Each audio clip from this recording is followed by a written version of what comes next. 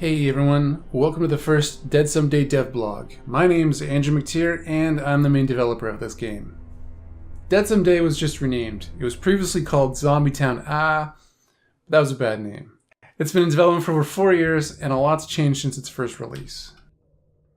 Currently, I'm working on the 2.8 release. It's been released early and I'd say we're about halfway through it. It's only been released early on Android though. The plan is to get it tight and then do the full release on Steam when it's all done. The 2.8 release was a big change in direction. I took a step back and redeveloped the game as a vertical slice instead of going down the path I was on before, just trying to make everything perfect. Let's talk about the rebranding and marketing. The new name of the game is Dead Someday. Here's our new logo. We also have a new website. Check out deadsomeday.com. The theme for 2.8 is factions and how they interact with each other. The main factions are Survivor, Bandits, Zombies, the Police, and Military. Here you can see some of the art made for 2.8 showing off these factions. The main menu has been revamped. Instead of creating a game or a map like you did before, you now just create your player. There are two kinds of players you can make for now, the Survivor and the Creative player. The Survivor character is essentially the main game. The Creative player, you can just make everything and go to a whole bunch of maps. It's great for testing and just playing with the content. With the Survivor character, when you start the game, you start off in your personal bunker. In this bunker, there's a whole bunch of random loot to help you get started. In this video here you can see I found a knife, cup, pistol. These items are all random, low level, and they come heavily damaged. Other things in the bunker is the bulletin board. This is where the online games will be when that gets restored to the game. In the back corner of the bunker, you're going to find the old man. If you interact with him, he gives you missions and activities. Two of the activities you can do for now in survival mode are the sewers and the house. In the sewers, it's a raid. So you have 10 minutes to find all the loot you can and then return to an extraction point. There's more than one extraction point, and as time goes on, this map will evolve to become larger and be more complex. The other kind of map is the house map, and this map is called Waves, but it's going to be renamed to Horde mode. In this map, you're trapped in a house, and waves of zombies will flood the house, and after you clear the first wave, the exit will be unlocked, but if you stay, the loot gets better, but the zombies get tougher, so see how long you can stay for. More maps are coming, and the survival mode is coming back as well. If you pick a creative player, you get to pick from a list of maps, and these are some of the maps you've played in previous versions of the game. This game mode's still pretty buggy because you can see some content that's still being worked on. One of the new maps in this creative mode is called the AI Dojo. This is a map that I created so you can easily test the new NPC AI and how everything kind of works with each other.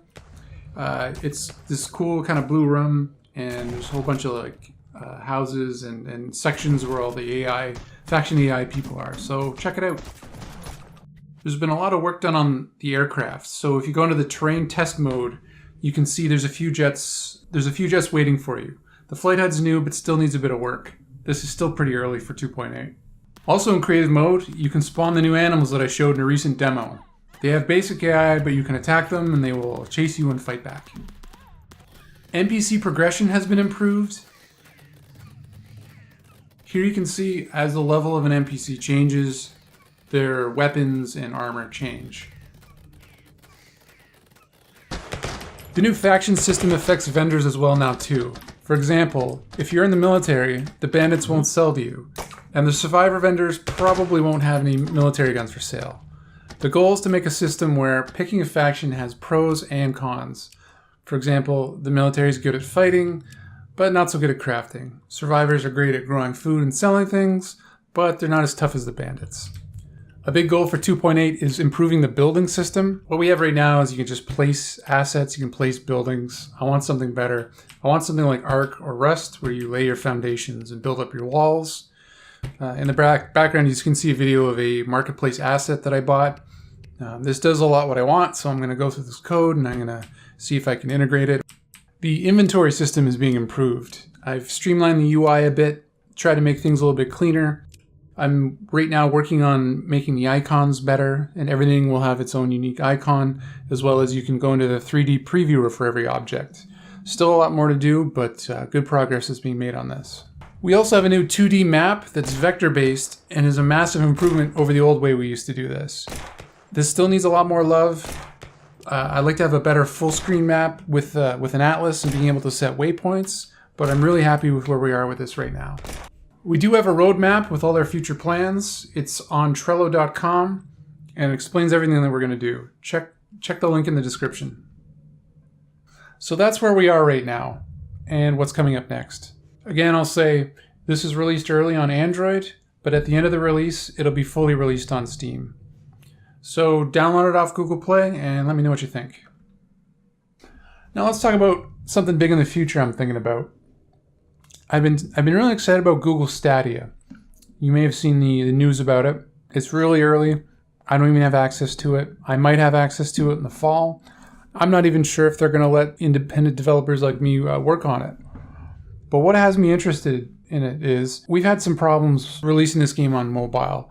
The Unreal Engine has supported it for a long time, but even Epic themselves haven't even released their game Fortnite on it until recently.